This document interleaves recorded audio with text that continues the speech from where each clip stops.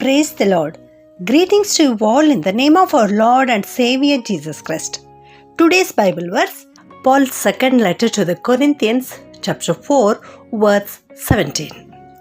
This small and temporary trouble we suffer will bring us a tremendous and eternal glory, much greater than the trouble. ಪೌಲನು ಕೊರಿಂಥದವರಿಗೆ ಬರೆದ 2ನೇ ಪತ್ರಿಕೆ 4ನೇ ಅಧ್ಯಾಯ 17ನೇ ವಚನ.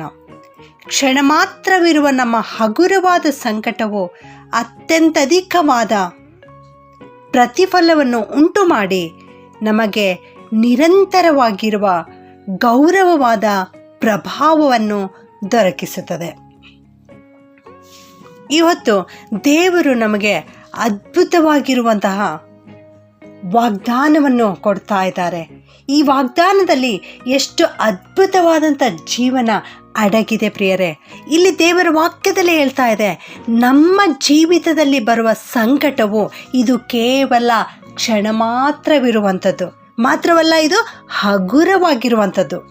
ಈ ಸಂಕಟವು ನಮ್ಮ ಜೀವಿತದಲ್ಲಿ ಈಗ ಬಂದಾಗ್ಯೂ ಕೂಡ ಮುಂದೆ ಇದೇ ಸಂಕಟ ನಮಗೆ ಅತ್ಯಂತ ಅಧಿಕವಾದಂತಹ ಪ್ರತಿಫಲವನ್ನು ಉಂಟು ಮಾಡುತ್ತದೆ ಮತ್ತು ನಿರಂತರವಾಗಿರ್ತಕ್ಕಂಥ ಗೌರವವನ್ನು ನಮಗೆ ದೊರಕಿಸಿಕೊಡುತ್ತದೆ ಎಂದು ದೇವರ ವಾಕ್ಯ ಇವತ್ತು ನಮಗೆ ತಿಳಿಸುತ್ತಾ ಇದೆ ಪ್ರಿಯರೇ. ಹೌದು, ನೀವು ಈ ಲೋಕದಲ್ಲಿ ಈಗಿನ ಸಮಯದಲ್ಲಿ ಸಂಕಟವನ್ನು ಅನುಭವಿಸ್ತಾ ಇರ್ಬೋದು, ಆದರೆ ಮುಂದೆ ನಿಮಗೆ ಒಳ್ಳೆಯ ಪ್ರತಿಫಲ ಇದೆ. ಈ ಸಂಕಟದ ಸಮಯದಲ್ಲಿ ನನಗೆ ಯಾಕೆ ಈ ಸಂಕಟ ಎಂಬುದಾಗಿ ದೇವರ ಮುಂದೆ ಪ್ರಶ್ನೆ ಮಾಡಬೇಡಿರಿ.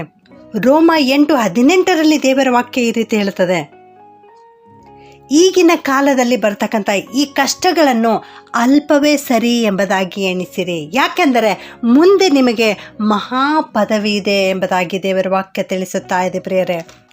1 ಪೇತ್ರ 1:6 ನೀವು ಸದ್ಯಕ್ಕೆ ಸ್ವಲ್ಪ ಕಾಲ ದೇವರ ಚಿತ್ತಕ್ಕೆ ಅನುಸಾರವಾಗಿ ನಾನಾ ಕಷ್ಟಗಳಲ್ಲಿದ್ದುಕೊಂಡು ದುಃಖಿಸುವವರಾಗಿದ್ದರೂ ಕೂಡ ಮುಂದೆ ನಿನಗೆ ದೊರಕಲಿಕ್ಕಿರುವ ಆ ಪದವಿಯನ್ನು ನೆನೆಸಿ ನೀನು ಹರ್ಷದಿಂದಿರು ಎಂಬುದಾಗಿ ದೇವರ ವಾಕ್ಯ ತಿಳಿಸ್ತಾ ಇದೆ. ಮತ್ತು ಇದೇ 1 ಪೇತ್ರ 5:10 ನಾವು ನೋಡ್ತೇವೆ, ದೇವರು ತಾನೇ ಸ್ವಲ್ಪ ಕಾಲ ಬಾಧೆ ಪಟ್ಟ ಮೇಲೆ ನಿಮ್ಮನ್ನು ಯೋಗ್ಯ ಸ್ಥಿತಿಗೆ ತಂದು ನಿಮ್ಮನ್ನು ನೆಲೆಗೊಳಿಸಿ ನಿಮ್ಮನ್ನು ಬಲಪಡಿಸುವನು. ಹೌದು, ಈ ಸಮಯದಲ್ಲಿ ನಿಮ್ಮ ಜೀವಿತದಲ್ಲಿ ಸಂಕಟ ಇರಬಹುದು, ಆದರೆ ದೇವರು ಇದೆಲ್ಲವನ್ನು ಹೋಗಲಾಡಿಸಿ ನಿಮ್ಮ ಜೀವಿತವನ್ನು ಯೋಗ್ಯ ಸ್ಥಿತಿಗೆ ತರುತ್ತಾರೆ, ನಿಮಗೆ ಬಲಪಡಿಸುತ್ತಾರೆ. ಸತ್ಯವೇದದಲ್ಲಿ ಹಳೆಯ ಒಡಂಬಡಿಕೆಯಲ್ಲಿರ್ತಕ್ಕಂಥ ಅನೇಕ ಭಕ್ತರ ಜೀವಿತದ ಮೂಲಕ ನಾವು ತಿಳಿದುಕೊಳ್ಳುತ್ತೇವೆ, ಹೌದು ಈ ಲೋಕದಲ್ಲಿ ಸಂಕಟ ಇದೆ. ಈ ಸತ್ಯವೇದದಲ್ಲಿ ಅನೇಕ ಭಕ್ತರು ಈ ಸಂಕಟದ ಹಾದಿಯಲ್ಲಿ ನಡೆದು ಹೋಗಿದ್ದಾರೆ ಎಂಬುದಾಗಿ ನಾವು ತಿಳಿದುಕೊಳ್ಳುತ್ತೇವೆ. ಅಬ್ರಹಾಮನು ದೇವರೊಂದಿಗೆ ನಡೆದನು, ದೇವರಿಗೆ ನಂಬಿಗಸ್ತನಾಗಿ ಜೀವಿಸಿದನು, ದೇವರ ಆಜ್ಞೆಗೆ ವಿಧೇಯರಾಗಿ ನಡೆದನು, ಆದರೆ ಅವನು ಅನೇಕ ವರ್ಷಗಳವರೆಗೆ ಸಂತಾನವಿಲ್ಲದವನಾಗಿದ್ದನು. ಆದಾಗ್ಯೂ ಕೂಡ ಅವನು ದೇವರೊಂದಿಗೆ ನಂಬಿಕೆಯಿಂದ ಜೀವಿಸಿದನು. ದಾವೀದನನ್ನು ನೋಡುವಾಗ ಅವನು ಕೂಡ ಚಿಕ್ಕ ವಯಸ್ಸಿನಿಂದಲೂ ಕರ್ತನಲ್ಲಿಯೇ ಜೀವಿಸ್ತಾ ಬೆಳೆದು ಬಂದಾತನು. ಆದರೂ ಕೂಡ ಅವನ ಜೀವಿತದಲ್ಲಿ ಅವನು ಅನುಭವಿಸಿರುವ ಸಂಕಟಗಳು ಅನೇಕವಾಗಿವೆ ಪ್ರಿಯರೇ.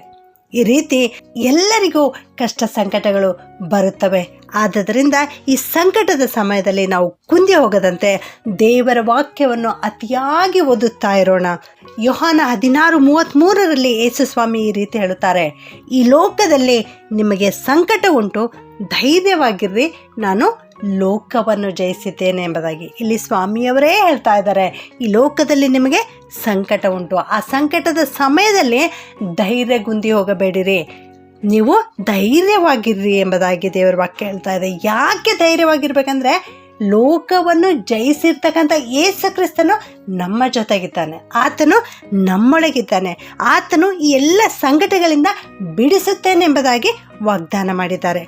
ನಮ್ಮ ಯೇಸು ಕರ್ತನೇ ಈ ರೀತಿಯಾದ ಅನೇಕ ವಿಧವಾದ ಹಿಂಸೆಗಳ ಮೂಲಕವಾಗಿ ಆತನು ಹಾದು ಹೋಗಿದ್ದಾನೆ.